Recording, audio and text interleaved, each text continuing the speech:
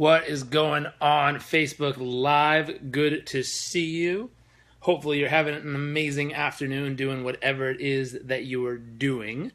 My wife and I have been traveling for a few months here. Good to be back. So I'd love to know, as you tune in, 3 things you're grateful for. As always, just to hear what you're up to today. Good to see you. Good to see you. Good to see you. I'm seeing all the numbers pop on. Hope you're having a wonderful afternoon. Just a thought I wanted to share and some insights. As everyone's joining here, I see all the numbers going up. I'd love to know 3 things you're grateful for. If you would, type it down in the comment section. 3 things you are grateful for today, or 3 things you're proud of that you've accomplished so far today. Love to hear what you're up to. Love to hear what you've done. But as you're populating in here, just a thought today. I've been focusing on a handful of different clients, and I've been noticing a trend and a pattern, and something that even Steve, nice to see you. I've been noticing a trend that's showing up in a lot of people at this point in the year, which is fascinating. And it's a trend in combination between people so focused on, David, nice to see you. Good to hear what you're grateful for. Thank you for sharing. It's people so focused on like money, more. Push. It's coming up to the holidays. People definitely want to have some extra cash around. And they're so focused on hitting goals and so focused on making money and so focused on getting ahead that they're starting to lose focus. Scott, good to hear from you. I'm grateful for gravity and oxygen as well, and a few other things there.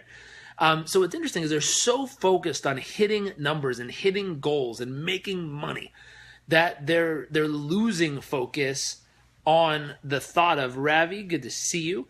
They're losing focus, and they're stopping to connect with making a difference and making an impact. And this goes vice versa.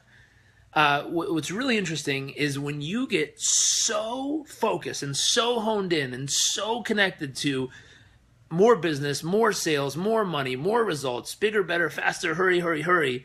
What's a lot of times it's so interesting, Kylie, nice to see you. From Australia. Well, good morning there. I think it's early morning or late night. I forget which time it is there. But what's really interesting is you get so connected and so concerned and so caught up with success and results and achievement that you start to forget why you got into whatever it is you do in the first place. Now, some of you started it just to make money, and that's A-okay.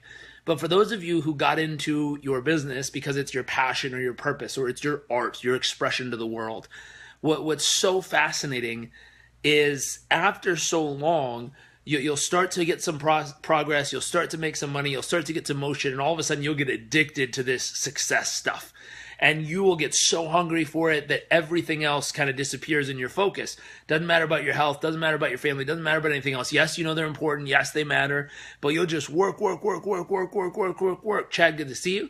And what'll happen is you're working your face off, you'll get lost, and you'll forget about the original thought. Gregory, he is a pretty rad dude. Listen, I wouldn't be here without him, so I think he's pretty cool too. And you'll get lost in the motion. You'll get lost in the thought. You'll get consumed by the process. And every now and then you kind of need to step out of it just for a few seconds, even right now for this little live cast. But step out of what it is you're doing right now and just ask yourself, why did I get started in the first place? What was the reason of why I decided to get involved with whatever it is I'm doing? Whether you're building a business, whether you're running a business, whether you're managing a business or working for a business, whatever it is you're doing right now in your 9 to 5 hours of your day, or Australia late night, whatever you choose to do is your profession, your work, whether you're in school or you're working. Question, why are you there? What is the reason? I'd love to hear from you. What is the reason that got you into originally what it is that you're doing? Now, as you think about that reason and you share it with me, I'm excited to see what your reason was that got you started. For some of you, it might have been plain out, I just need to make money, I need to pay the bills. For some of you, you might have been past that point in life and you're like, listen, I made enough money, that's great and all, but I want purpose, I want something. Thanks, Gregory, I appreciate that. I want something of purpose. I want something to work for, to pour my life into that really matters, that truly I know is going to make a true difference in the world or someone's life or the impact in the community or the industry, whatever it is that you were focused on.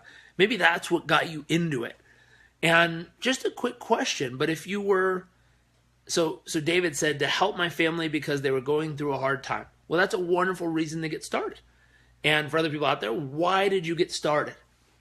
Now, I have a couple questions that came from a mentor of mine, Keith Cunningham, And he said, if you look back from right now, this very moment, and you reflect back on the last 30 days, let's say, what are 5 things in your business, your major focus of life? What are 5 things you know you should have done that you didn't get done? What are 5 simple things? Any category of life, specifically if you're connected on the same message, it's around business, but what are 5 things you know you should have done that you just didn't get done? Now, whatever those things are, write them down for yourself. 5 things you know you should have done that you just didn't make happen for whatever, the reason doesn't matter. Just 5 things you said, man, I should have done those things, but I didn't do it. Whatever it is, write it down for yourself. The next thing I want you to write down is, what are 5 things you did do that if you reflect back over the last 30 days, you think, I probably shouldn't have done those things. Now, if they were fun or crazy or wild or simple or silly or whatever, but what are 5 things you did do that looking back you think, if I would go back, I just wouldn't have done those 5 things. What are 5 things you did do, you allowed to happen, that you probably shouldn't have allowed to happen? Now, what's interesting is if you take just those answers to those 2 questions, you should have 10 action items that become an incredibly effective action plan for the next 30 days of your life. And it's such a simple question, and you can look at every category of your life. You know, if you're trying to transform your health right now, and I said over the past 30 days, what's 5 things you did that you shouldn't have done? Most of you could tell me exactly how much you ate the wrong stuff one night, or you didn't work out one day, or you half-assed it another day. You know what the things are. You're a smart person. And if I were to say, look, what are 5 things you did do that you shouldn't have? You can say, oh my gosh, here's 5 things I let slide that I really shouldn't have. I should have raised the standard there and not even allowed those to exist. And now you have an action plan for exactly what to go work on. Circling back to the original thought, that balance between making a difference or making money, if you're someone who's so caught up right now about money, more, success, there's nothing wrong with that. Just step out and say, what would happen if I remembered why I got in this in the first place? And what if I added some more of that back in? If you got in to make a difference in someone's life or make a difference in the community or serve a certain purpose or fill a certain need that you really had a burning desire to help out with, what if you remembered that and associated to that every morning for the next 5-10 days, just to stay so connected to it, to allow it to bring that spirit back to life of service and mission and purpose. Now, for others of you, like I said, it goes both ways. For those of you who are so caught up in giving, that you haven't paid attention to your bottom line and you don't know what your financial numbers look like right now, meaning if you were to, if I said I think we talked about this the last time we were talking here, but if I asked you on the 18th day of the month what your financials look like, would you be able to tell me exactly how much personally you spent to the penny and exactly how much business-wise you spent to the penny? Now, for most people, they have no clue because they don't track it that well. So one thing you want to consider on the financial side of your business, how well do you know your numbers? If you're all about service, all about helping, all about giving, and making that beautiful difference in the world, and you're not paying attention to the numbers, and you're not paying attention to the business and what's really happening, you'll be out of business pretty soon. Flip side, like we started, if you're all about numbers and you forget about the mission and purpose, eventually you're going to burn out because numbers only take you so far. And I know there's a few people on here I can read who they might have started purely focused on numbers, purely focused on revenue, purely focused on business, and they forgot about the mission, or eventually they burn out, they got tired, and they had to find a mission. They had to find a purpose to fight for. There's other people on here who came in only for the mission, only for the purpose, never paid attention to the numbers, and they wonder why they struggle. It's the combination of doing both. It's the combination of figuring out, and this is a really important piece you're going to want to figure out, how often, how many hours per week do you have to wear the purpose hat where you're driven by some reason bigger than you to fight for? And how many hours per week do you have to wear the business hat that just looks at the numbers and tells you if you're profitable, if you have operating cash, or if you're losing this game this month and what to do to fix it? Allie, good to see you. So the thought becomes right there. How many hours per week do you wear the business hat? How many hours a week do you wear the purpose hat? And when do you wear each? Because if you go out to serve your clients in your business and all you do is wear your business hat the whole time, they're going to feel that, and it's going to come off very cold, and they're not going to feel very relatable to you, and it's going to be hard to connect. Now, if you go to business and you run your numbers and you're doing your books and you wear the purpose hat of just trying to help and make a difference, you're going to have a hard time finding profit and squeezing, the right revenue in there to find your margin. So it's the combination of both. But for you specifically, if you have your own business, how often and how many hours per week, if you have to sum it up, how many hours per week do you have to wear each hat? How many hours a week and when and where do you wear the purpose hat? How many hours per week and when and where do you wear, the business hat where it's all cut and dry, black and white? Anyways, I see a bunch of you on here. I have a few more minutes. If you have any questions popping up, I'd be happy to answer them for you. Thank you for joining us live. Rich, good to see you. Ali, good to see you. Scott, thank you for sharing. Gregory, wonderful. Chad, good to see you. Kylie, good to see you. If you have any questions, I'd be happy to answer them for you. If that makes sense, or if you know someone who's so caught up in the numbers, they're forgetting about the purpose, please share this with them. If you know someone who's so caught up in the purpose, they haven't even paid attention to the numbers, please share this with them.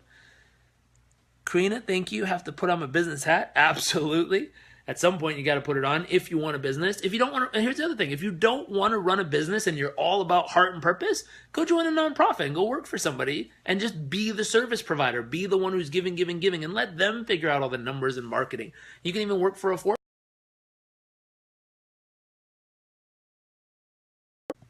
Oh, sorry about that. We're back. Phone call came in. So that's the other piece. If you don't feel like doing it yourself, go join someone else's company. Let them handle all the business stuff and you just handle the service and giving and making a different side. And if you're all about business, go find yourself some heart-centered, purely purpose-driven people who want to help and serve at a high level and partner with them. Let them be the service provider and you just be the business. So you don't have to do both if you don't want. But if you're in a position where you're both the provider and the business, you want to make sure you're swapping hats there. Let's see. I don't see any questions coming through. If you have them, feel free to post them. If not, make sure to hit share and tag people who you think need to see this message.